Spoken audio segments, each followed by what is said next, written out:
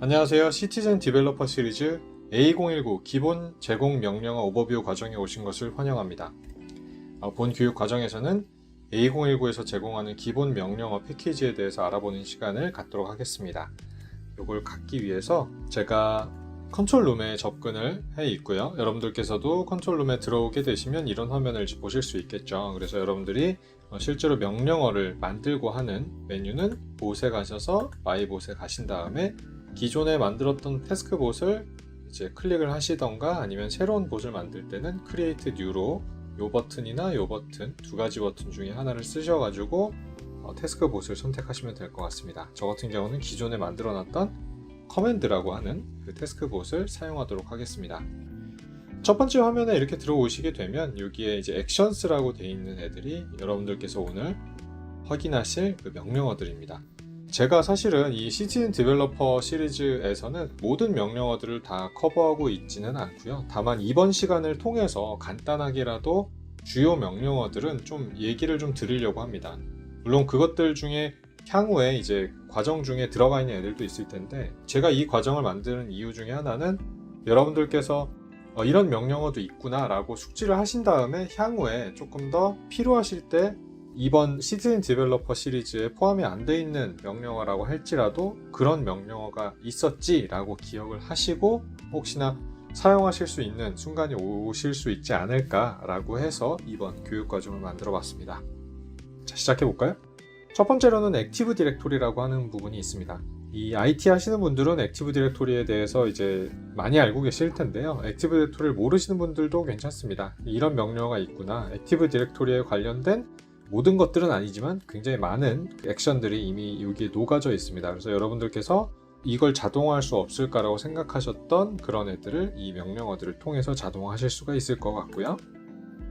자, 아날라이즈는 넘어가고 앱 인테그레이션 같은 경우는 이 두 가지 정도 세부 액션이 이제 있습니다. 이 앱 인테그레이션은 말 그대로 앱의 연계를 위한 부분인데요. 어떤 연계냐? 실제로는 그 텍스트를 추출해오는 연계를 말합니다. 그래서 여러분들께서 웹이나 애플리케이션에서 텍스트를 뽑아올 때 앱 인테그레이션을 통해서 특정 위치나 아니면 특정 윈도우에 있는 모든 텍스트들을 다 뽑아올 수가 있게 되어 있습니다. 사실 그 텍스트를 뽑아올 수 있는 방법은 굉장히 다양한데 이 하나의 방법 중에 앱 인테그레이션도 있다 정도로 이해를 해주시면 될 것 같고요. 다음은 어플리케이션입니다. 굉장히 많이 쓸 수밖에 없죠. 사람은 사실 그 아이콘을 더블 클릭해서 이제 프로그램들을 실행하곤 하는데 이 자동화 같은 경우는 그런 방식보다는 오픈 프로그램 파일이라고 해서 실제로 가동하고자 하는 어플리케이션을 가동할 수 있게 되어 있습니다. 그럴 때 이 어플리케이션을 쓰게 되어 있고요. 분리는 넘어가고 본 마이그레이션도 넘어가고 브라우저도 굉장히 많이 쓰실 어떻게 보면 명령어 중에 하나입니다. 이게 그 웹브라우저 관련된 부분인데요. 예를 들면 구글닷컴이라고 하는 사이트를 가고 싶다. 그럴 때도 이 브라우저에서 런치 웹사이트를 이용해서 여러분들이 사이트로 이동할 수 있게 됩니다. 이런 부분들도 어떻게 보면 여러분들께서 쓰실 때 굉장히 자주 쓰이는 그 액션 중에 하나가 될 것 같고요. CSV 텍스트 같은 경우는 이제 여러분들이 CSV나 혹은 확장자를 갖고 있는 그 파일을 열거나 읽을 때 쓸 수 있는 명령어고요. 클립보드 같은 경우는 여러분들이 생각하시는 그 클립보드입니다. 이제 카피 페이스트 할 때 윈도우 클립보드를 쓴다라고 하는 것들을 아마 알고 계실 텐데요. 이 윈도우 클립보드를 이제 컨트롤링 할 때 어떤 값을 갖고 오거나 값을 그 클립보드에다가 입력을 하거나 아니면 필요에 의해서 클립보드를 완전히 초기화할 때 있는 중간에 들어가 있는 값을 뭔가 없애야 될 때 이 클립보드라고 하는 명령어를 쓸 수가 있습니다. 다음은 커멘트인데 이 커멘트는 약간 좀 특이합니다. 커멘트는 말 그대로 우리가 생각하는 그 커멘트가 맞아요. 그러니까 어떤 특정한 액션을 갖고 있지는 않고요. 다만 이 커멘트를 사용하게 되면 노트를 적을 수가 있죠. 여러분들이 원하는 그 형태의 노트를 적을 수가 있습니다. 텍스트 형태로. 예를 들면 이 세 번째 줄에서는 제가 어떤 행동을 하기 위해서 이 액션들을 넣어 놓게 됩니다 라고 이제 커멘트를 적어 놓게 되면 나중에 유지 보수할 때 굉장히 용이합니다. 지금 당장은 여러분들이 이제 시티즌 디벨로퍼로서 개발을 하시는 입장이기 때문에 사실은 이 코드는 지금 딱 보기만 해도 제가 무슨 코드인지 안다 라고 하지만 사실 일주일만 지나서 여러분들이 짜놓은 이 자동화를 보게 되면 생각보다 기억이 잘 안 나요. 그래서 중간중간에 내가 왜 이런 행동을 넣어놨는지, 왜 이런 로직으로 제가 짰는지를 이 커멘트를 통해서 적어놓지 않으면 여러분들께서 약간 나중에 헷갈릴 수도 있습니다. 그걸 파악하기 위해서 시간을 굉장히 또 많이 소비를 해야 될 수도 있거든요. 그래서 이 커멘트를 귀찮더라도, 사실 이게 적어놓던 안 적어놓던 그 실제 작동하고 있는 데에는 아무런 상관이 없습니다. 그렇기 때문에 이걸 안 적어 놓으시는 분들도 종종 있는데, 강력하게 이걸 중간중간에 여러분들이 의도를 적어 놓으시기를 저는 권고를 많이 드립니다. 왜냐면 나중에 유지보수를 용이하게 하기 위해서. 자, 다음은 DLL입니다. DLL을 아시는 분들은 DLL을 쓰기 위해서 이 명령어를 쓸 수가 있구나 라고 이해를 해주시면 될 것 같고요. 역시 잘 이해가 안 가시면 DLL이 난 잘 모르겠다 그러면 넘어가셔도 됩니다. 자주 쓸 만한 기능은 아니고, 이 DLL로 짜여져 있는 다른 그 펑션들이 있어야지만 쓸 수 있는 기능이기 때문에 이 부분은 시티즌 디벨로퍼 분들한테는 자주 쓸 거라고 기대하고 있지는 않습니다. 자, 데이터 테이블도 넘어가고요. 데이터베이스 같은 경우는 우리가 DB, 데이터베이스 이렇게 편하게 부르는 그겁니다. 그건데 저희 오토메이션 애니웨어 A2019 상에서 별도의 어플리케이션 없이 이제 데이터베이스를 셀렉트도 날리고 인서트도 날리고 업데이트도 날리고 이러고 싶을 때 쓸 수 있는 기능 중에 하나입니다.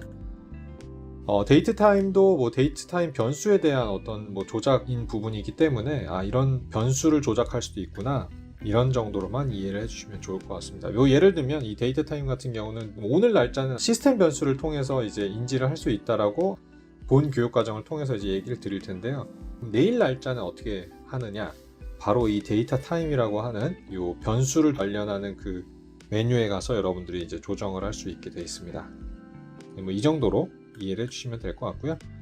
자, 딜레이는 말 그대로 딜레이입니다. 몇 초 기다려라, 이런 필요가 있을 수 있죠.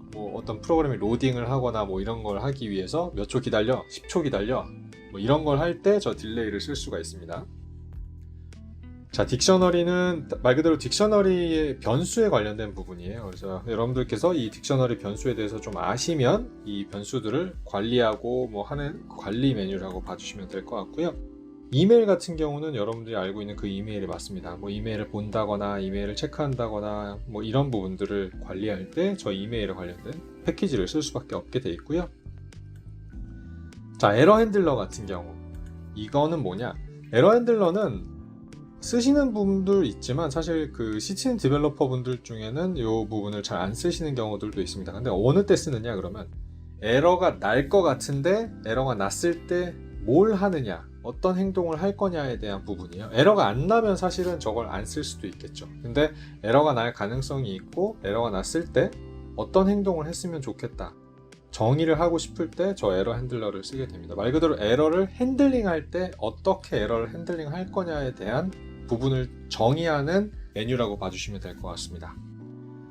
그 다음은 엑셀이죠. 네, 엑셀은 굉장히 중요한 명령어들이죠. 사실 엑셀을 안 쓰시는 분은 거의 없기 때문에 엑셀 관련된 부분들도 굉장히 많이 있습니다. 이 엑셀에 관련된 값들을 읽거나 값들을 쓰거나 이런 것들을 할 때 이 엑셀 명령어를 쓸 수 있습니다.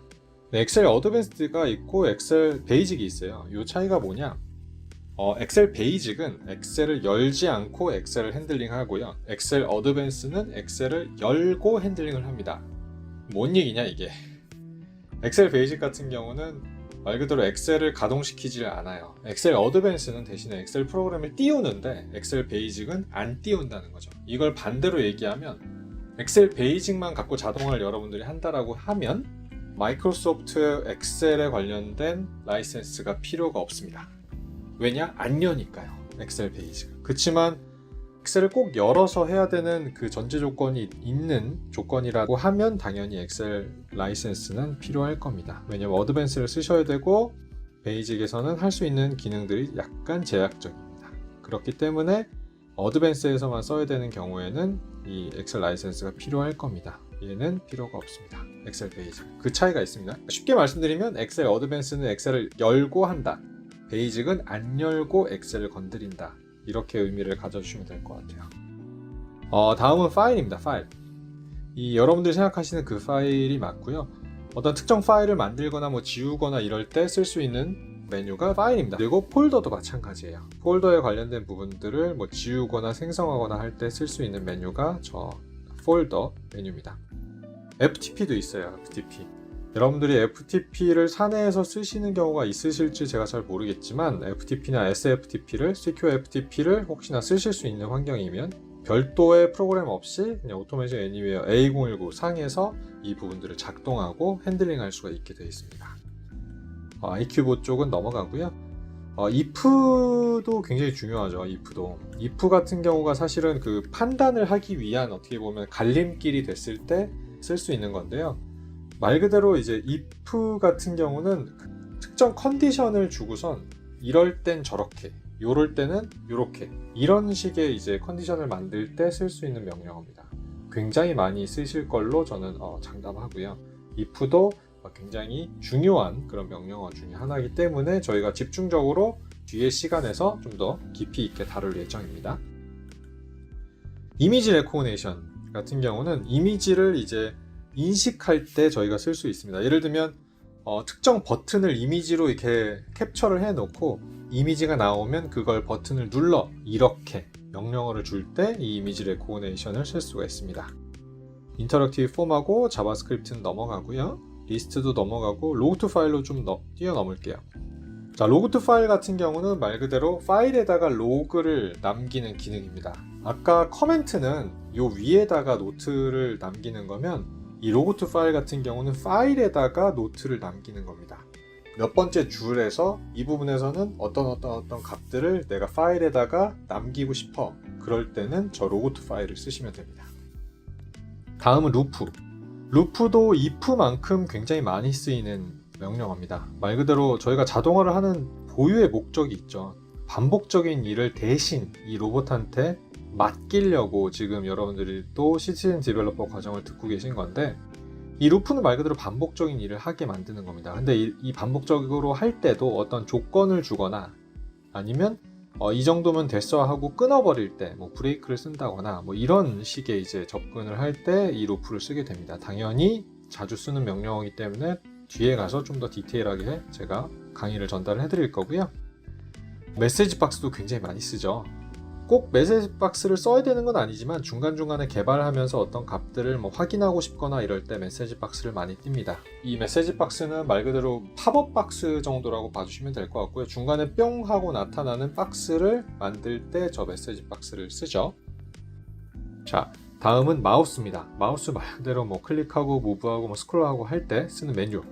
넘버는 아까 변수 관련된 부분들, 넘버 변수 타입이 또 있어요. 그래서 이 부분을 핸들링 할 때 이걸 쓰게 됩니다. 이거는 지금 시간에 좀 자세하게 설명은 드리진 않을게요. 자, OCR. 이 용어에 대해서 혹시 아시는 분들이 많으실 걸로 예상은 하는데, 말 그대로 이 텍스트를 추출할 때, 이미지에서 텍스트를 뽑아낼 때 이 OCR을 쓰게 돼 있죠. 그래서 앱이 회사에 OCR이 기본 탑재되어 있고요. 그거 관련된 엔진을 무상으로 쓸 수가 있습니다. 2019를 사용하시는 분들은 이 OCR을 무료로 쓸 수 있고요. 거기에 관련된 메뉴들이 이 OCR 메뉴에 정리가 되어 있습니다. 오피스 365 관련된 부분들도 여기 쭉 다 정리가 되어 있고요. 요거는 한 번씩 봐주시면 될 것 같고요.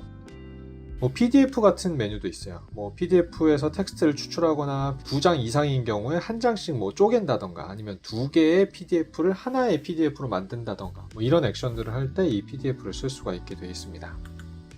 PGP는 넘어가고요. 플레이 사운드, 띵 하는 소리를 낼 때 저 플레이 사운드를 할 수가 있어요. 되게 신기하죠? 이런 게 왜 필요한지. 여러분들이 만약에 여러분들 PC에서 로봇을 돌린다라고 가정을 하면 이 로봇이 언제 끝날지를 모르거나 아니면 어떤 에러가 났을 때 소리로 듣고자 하는 경우들이 있을 거예요. 그래서 나온 게 저 플레이 사운드입니다. 플레이, 비프나 아니면 플레이, 뭐 미디어 파일 해가지고 mp3를 틀 수도 있고요. 여러분들이 원하는 플레이를 쓸 수도 있다. 뭐 프린터 같은 경우는 프린터 관련된 부분들에 대해서 핸들링을 할 때 이 프린터 메뉴를 쓰면 되고요.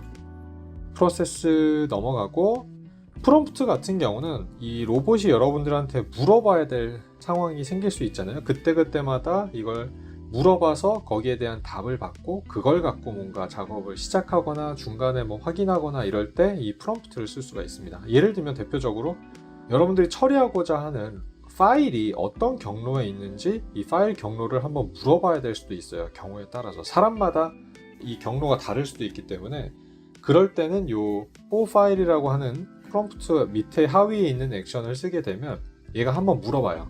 예를 들면 한번 볼까요? 여기다가 경로 어디에 저장되어 있나요? 뭐 이런 식으로 물어볼 수 있다는 거죠. 그래서 답을 받으면 저장 공간에다가 저장을 해놓고 이 경로를 따라서 여러분들이 쭉 이제 작업을 할 수 있게끔 하는 게 이 프롬프트의 역할 중에 하나입니다. 결국에 물어보는 의미, 이 프롬프트가 물어본다라는 뜻을 갖고 있잖아요. 그래서 그 의미대로 로봇이 사람에게 물어봐서 그걸 답을 얻어서 그걸 갖고 진행을 하는 메뉴라고 봐주시면 될 것 같습니다. 뭐 파이썬 스크립트도 있어요. 여러분들이 혹시 파이썬에 좀 익숙해져 있으신 분들 같은 경우는 파이썬 스크립트를 여기에다가 인베디드 하거나 혹은 이미 만들어진 파이썬 스크립트가 있으면 그걸 호출해서 쓸 수 있게 되어 있습니다. 이런 파이썬 스크립트 메뉴도 있고요.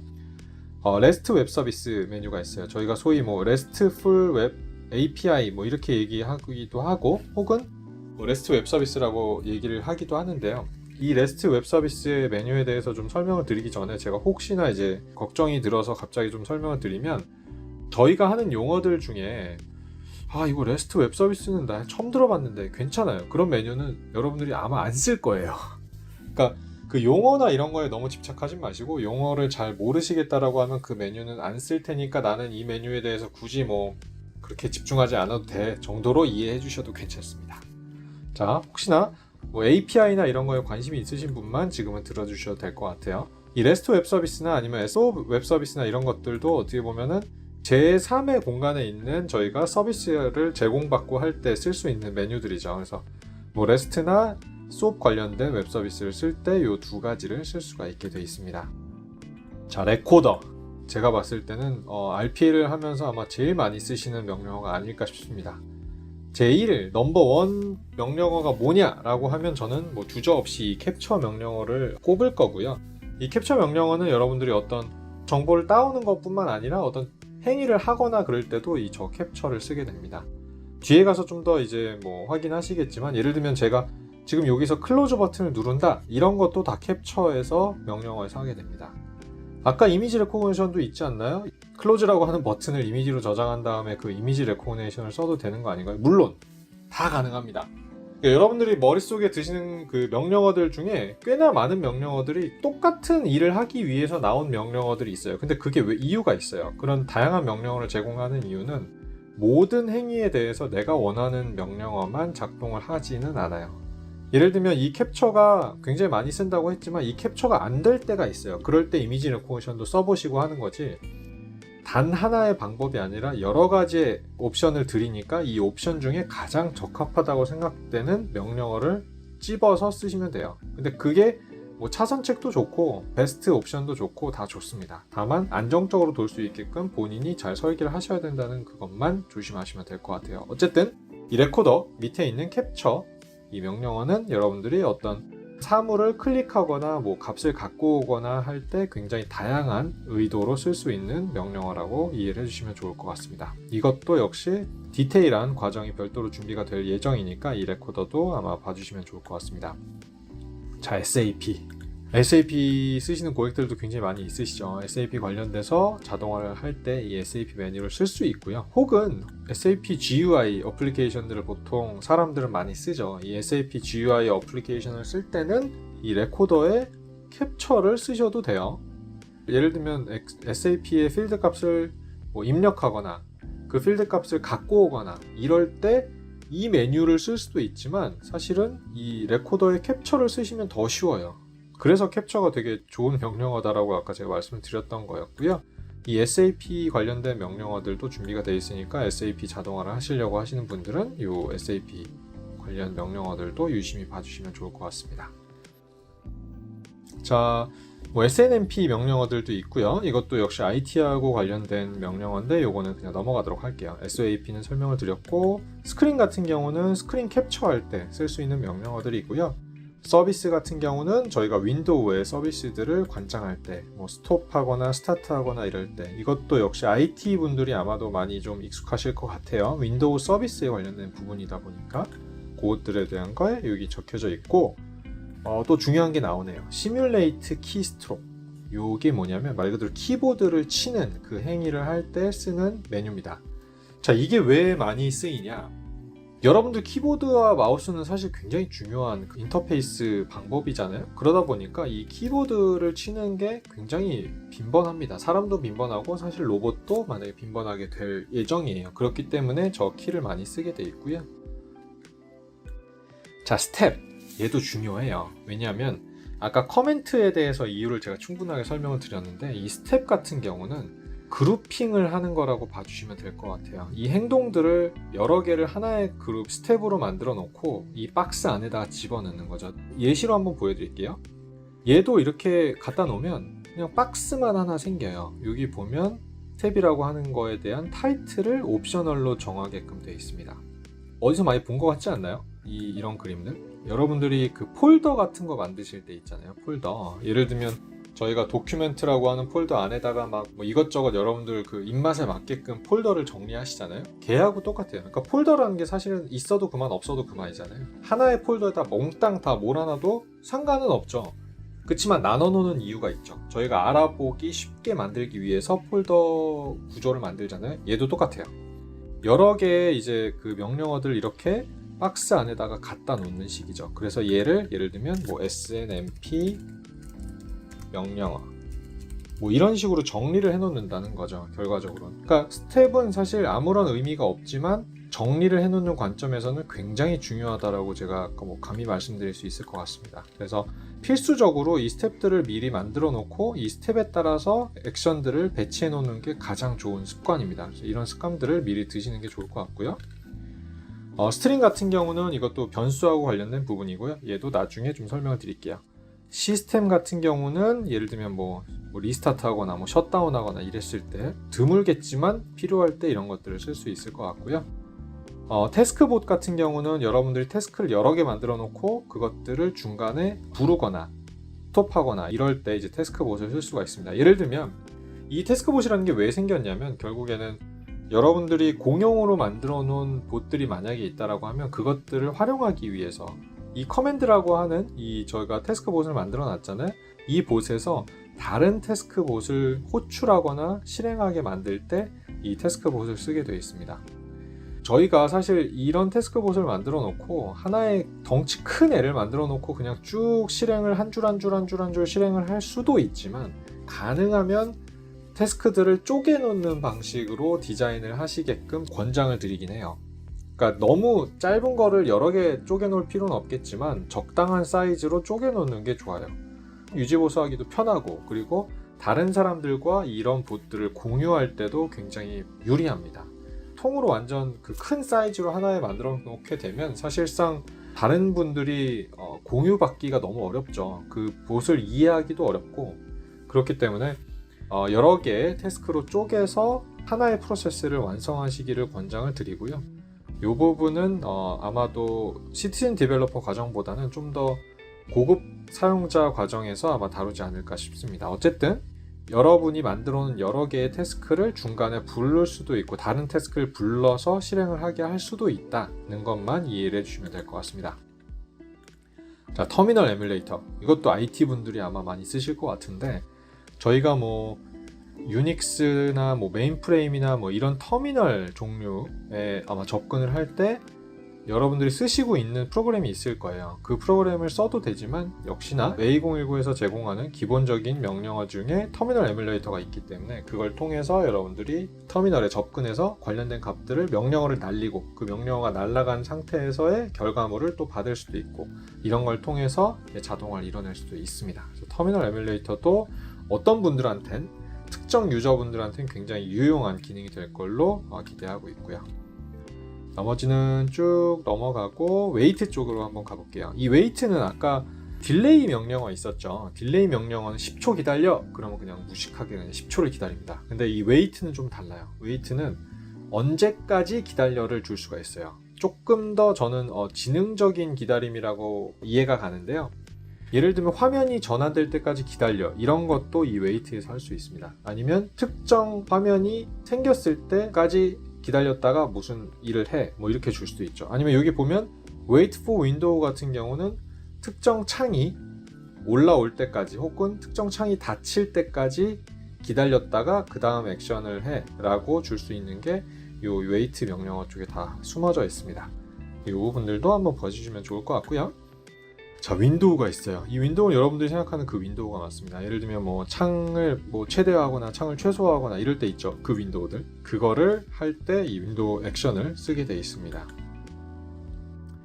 워크로드는 넘어가고요. XML 쪽만 마지막으로 좀 설명을 드리자면 이 XML이라고 하는 그 오퍼레이션이 별도로 있는데 XML 잘 아시는 분들은 뭐 노드를 뭐 인서트하거나 거기서 이제 관련된 그 밸류들을 갖고 오거나 이럴 때 XML 메뉴를 통해서 여러분들이 다 갖고 올 수 있습니다.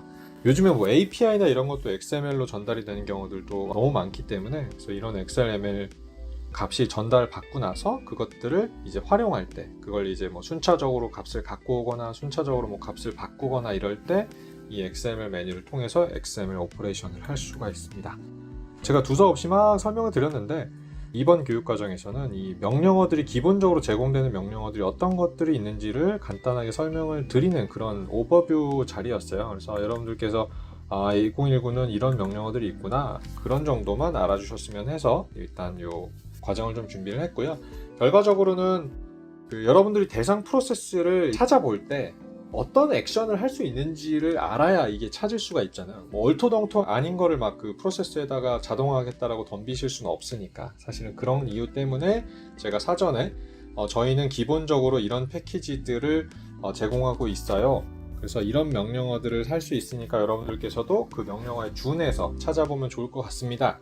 라고 하는 목적으로 이 과정을 준비를 했습니다. 참고적으로 말씀을 드리면 이거는 CDN 디벨로퍼 분들은 뭐 안 하실 개연성이 좀 높지만 이 패키지들 있잖아요. 여러분들이 지금 방금 이 시간에 보신 이 패키지들 이거를 만들 수도 있어요. 내가 원하는 패키지를 만들 수도 있고요. 근데 만들려면 뭐 자바나 이런 것들을 좀 아셔야 합니다. 자바 그 프로그램 언어를 좀 아셔야 되고 자바 프로그램을 잘 아시는 분들 같은 경우는 여러분들이 원하는 패키지를 만들어서 다른 사람들한테 공유할 수도 있고 그 패키지를 직접 쓸 수도 있습니다.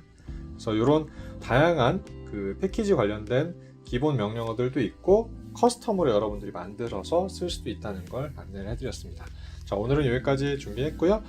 장시간 동안 수고 많으셨습니다. 감사합니다.